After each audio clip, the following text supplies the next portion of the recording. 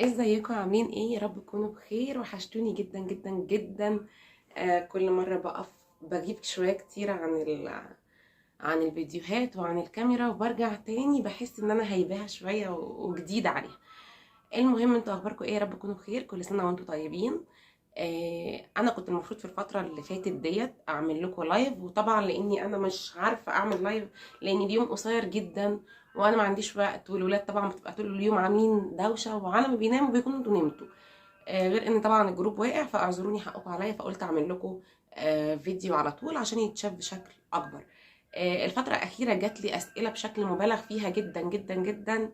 يا اسراء، احنا عايزين مكوة شعر، وفي اعلانات كتيرة قوي نازلة عن مكاوي شعر محتارين فيها. صفحات كتير بتنزل عن المكوة اللي هي التورنيدو، والتورنيدو بقى في منها الجولد، وفي منها الاباظة، وفي منها اللي هو التربو الجديد، وفي منها اجيال كتير. يعني معاكم من حوالي 2019 لحد 2023، والمكوة كل سنة بينزل لها اصدار.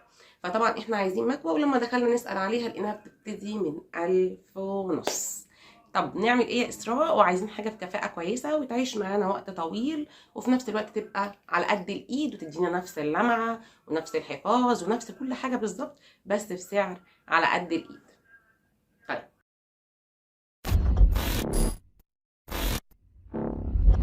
تعمل ايه يا اسراء؟ والله العظيم معايا المكوه دي بقالي كتير جدا. من ايام ما كنا بنبيعها بثمن رخيص جدا، وبرده كل سنه بينزل لها اصدار جديد، وكل سنه بتتغير. وكل سنه بيتحدث فيها عن السنه اللي قبلها، وما شاء الله هي شغاله كويس جدا، وانا عامله بيها نسبه مبيعات ما شاء الله ما حصلتش جوه الجروب. تمام.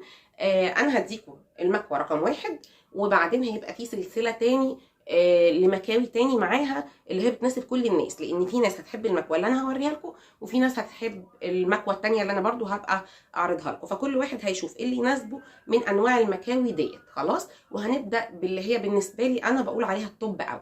يعني انا بقول على المكوه دي الطب قوي. المكوه الحلوه دي اهي، المكوه الحلوه دي، المكوه الحلوه ديت من البراند اسمه سوكاني اهي. اهي، معرفش انتوا شفتوها قبل كده ولا لا. المكوه دي مكوه بخار، المكوه دي مكوه بخار بالتحديدا اهي.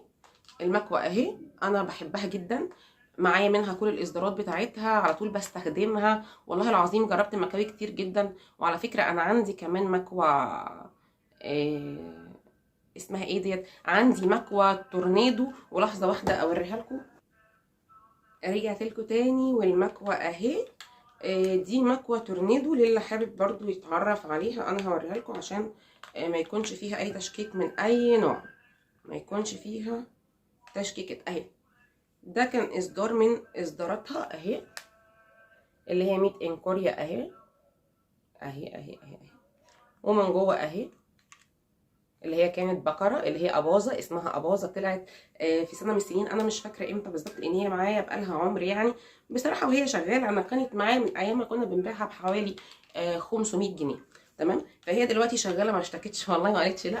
بس هي دلوقتي زي ما قلت لكم بتبدأ من 1500، وطبعا بقى في أجيال تانية ما عادتش خلاص. النوع ده ما عادش خلاص أصلا حد بيفكر يشتري.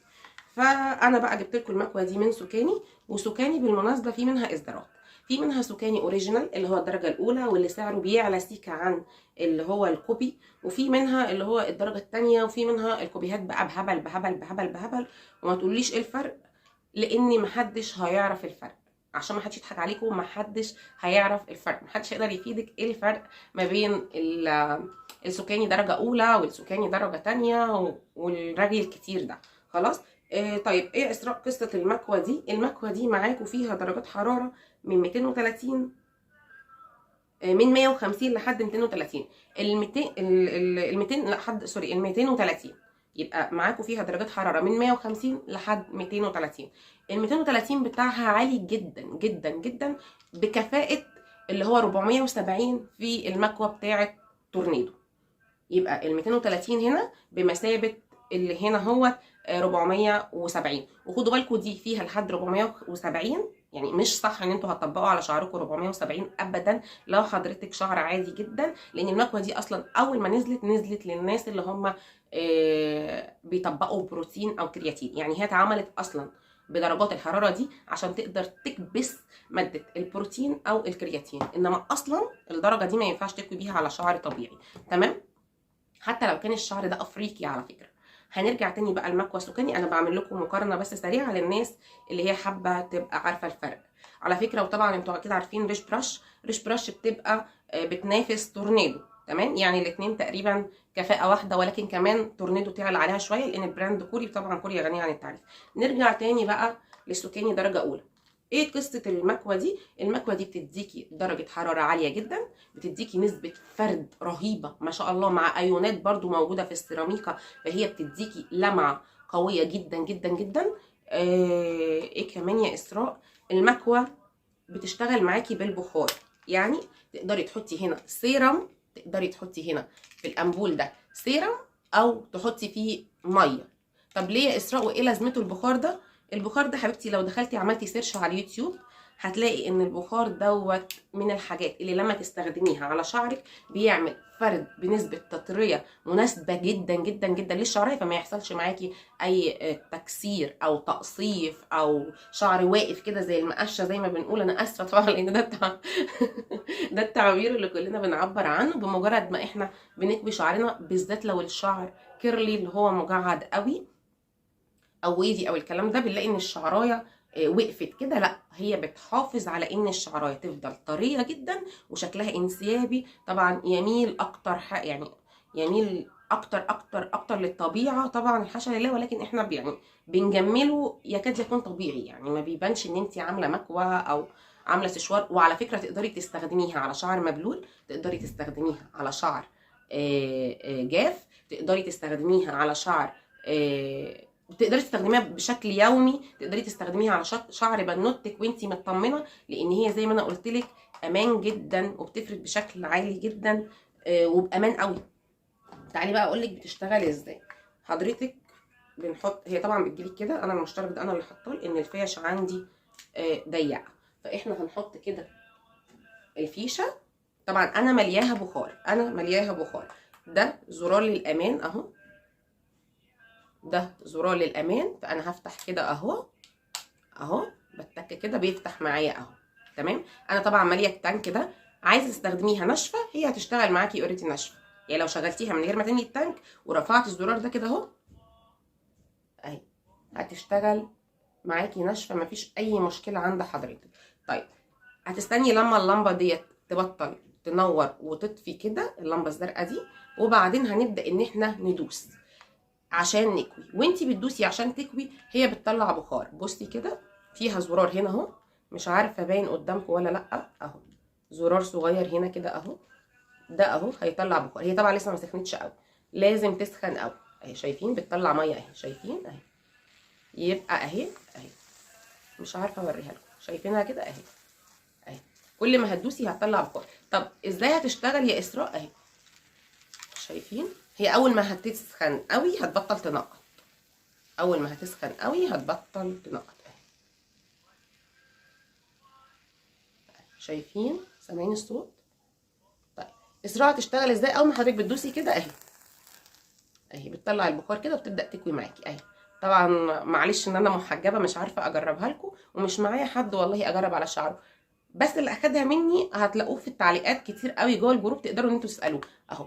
يعني اللي جربها كتير قوي اهي. شايفين البخار اهي، طول ما انتي بتدوسي هي بتطلع معاكي البخار اهي اهي وبتشتغل. شايفين اهي، وحضرتك بتسحبي كده وهي بتكوي. طب اسراء انا مش عايزه البخار، مفيش حبيبتي اي مشكله. حضرتك هتفضي التانك، هتقفلي كده اهي، والتانك ده هتفتحيه كده. التانك ده ممكن تحطي فيه سيرم، ممكن تحطي فيه ميه. التانك بيتفتح بصوا كده، التانك اهو من جوه بتفتحي كده اهو، فيه زي كاوتش اهي اهي، شايفين؟ وبعدين بيجيلك معاها ازازه زي دي، الازازه دي بتعبيها سيرم. الازازه دي بتسحب، الازازه دي بتسحب زي السرنجه، يعني تدوسي عليها وتشفطي الميه او تشفطي السيرم بتاعك وتروحي حطاه هنا. الازازه كمان بصي معموله بعنايه قوي، بصي البوز بتاعها عشان لو انت حاطه سيرم وفضل فيها شويه تقدري ان انت تفتحي الغطا وتقفلي بالطريقه دي اهي اهي، وتفضل معاكي العبوه زي ما هي، ما تهدرش منك اي حاجه. بتملي منها التانك وبعدين بتبداي ان انت تطبقيه على الشعر. لو انت مش عايزه بتفضي التانك وخلاص، كان الله بالسر عليهم، وتركبيها كده وخلصنا خلاص. احنا خلصنا. هنرجع زرار الامان تاني اهو لجوه. هتتقفل المكوه بالشكل ده. طبعا السلك بتاعها بيلف معاكي 360 درجه اهو كل الاتجاهات. وطبعا مش محتاجه اقول لحضرتك انك لما تشيليها من الكهرباء ما تلفيش السلك عليها، ويستحسن ان انت بتلفي السلك بالطريقه دي اهي اهي يا حبيبتي. وبعدين بتحتفظي طبعا بالعلبه وتدخليها جوه علبتها اهي. خلاص اهي كده تمام كده اهو. بتجيلك بالمنظر ده. طبعا فيها من جوه كمان كتالوج، والكتالوج ده الكتالوج والضمان بتاعها في نفس الوقت. فيها اي حاجه طبعا انا مش بسيبك، انا مش بسيبك والله العظيم. بس مبدئيا والله العظيم انا بحلف بربنا والله العظيم وانا صايمه، وحقيقي دي مش دعايه ولا ده علشان ابيع لكم ولا اي حاجه. ما تشتريش مني، روحي اسالي عليها بره واشتريها من اي مكان يناسب حضرتك بالسعر اللي يريحك اهي. اعمليها سكرين شوت وروحي مكان ما انت عايزه. الضمان بتاعها عليها اهو، ضمان لمده سنه. ومن غير ضمان انا لو بعتها لك باذن الله، اعوذ بالله من كلمه انا، ببقى انا الضمان بتاعك. يعني هترجعي لي انا مش هكلك، احنا بنراعي ضميرنا. انا مش هكلك، هقول لك اتفضلي فلوسك وعليها بوسه. لو عايزه فلوسك، عايزه ابدلها لك ببدلها لك، ولكن بفضل ربنا الحمد لله دي ما حصلتش معايا ومش بتحصل. خلاص بصي كده، ده الكتالوج بتاعها بيجيلك معاها بالانجليزي وبالعربي، وبيعرفك طريقه الاستخدام والشرح بتاعها وتكوينها من الالف للياء علشان تقدري تعرفي تستخدميها. مكوه سهله جدا، بسيطه جدا، ما فيهاش اي خزعبليات خالص. بنص الثمن، يعني مش ب1000 ولا ب1500 ولا بالكلام الفظيع اللي احنا بنقعد نسمعه ده. بتعيش معاكي ما شاء الله، بتديكي نتائج فرد ما شاء الله. حصل غير اللي انا بقولك عليه، حضرتك ممكن ترجعيها لي تاني وتقولي لي انت كذابه ومش عايزينها. جبتيها من مكان ولقيتيها مش زي ما انا بقولك. انا طبعا ماليش دعوه اذا كنت جايباها من مصدر موثوق فيه او لا، انا بكلمك عن دي اللي انا بوفرها، اللي هي السكاني الدرجه اولى. ولو حضرتك عايزه تعتمدي على نفسك وتروحي تشوفيها عند حد موثوق منه وتشتريها، اشتريها وجربيها قبل ما تمشي من عنده. لو لقيتيها بالنتيجه اللي انا بوصفها لك دي اشتريها. لقيتيها من غير النتيجه دي اعرفي اوتوماتيك ان هي مش درجه اولى وما تجيبيهاش. وخدوا بالكم يا جماعه ان الحاجات دي مش من مصلحتكم خالص ان هي تبقى مخفوز بيها الارض. يعني مش من مصلحتكم خالص ان هي مثلا تبقى ب 200 وب 300 والكلام الفاضي ده. ليه يا جماعه؟ لان هي ببساطه قايمه على كهرباء، قايمه على كهرباء. وبقول لك فيها ميه بتشتغل ببخار، وبتحطي ميه تتعاملي مع الكهرباء. يعني لو ما فيش سلك محترم، لو ما فيش سلوك محترمه في ظل الغلا اللي احنا فيه ده، ما هو اللي رافعها ايه؟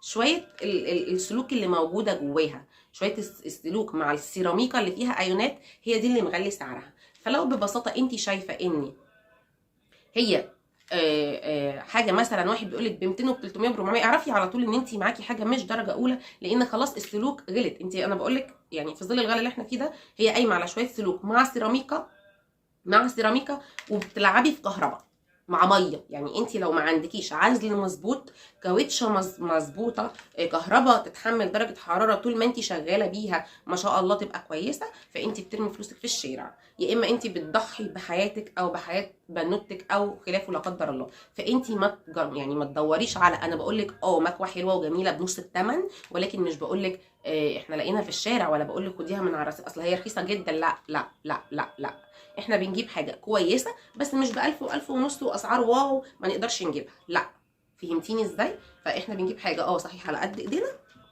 ولكن بشكل مش مبالغ فيه، مش مبالغ فيه، علشان نتاكد ان هي كويسه كويسه كويسه. وزي ما قلت لك ارجعي لمصدر موثوق منه، يكون بتتقي الله وانتي متاكده، او متعامله معاه مره واثنين وثلاثه بيقول لك ده حقيقي، بيقول لك لا ده مضروب ما تاخديهوش، بيوضح لك حقيقي من غير ما يكذب عليكي الحاجه دي كويسه او الحاجه دي مش كويسه. طبعا ما تنسيش لو انت بتشوفيني على اليوتيوب تحطي لايك وشير وتشتركي في الجروب، ولو انت بتشوفيني على الفيسبوك فانت نورتيني وشرفتيني، ما تنسيش تنضمي لينا في الجروب.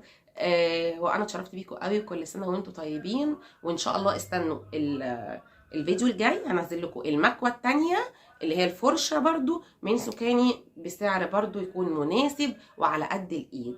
نورتوني شرفتوني. باي باي.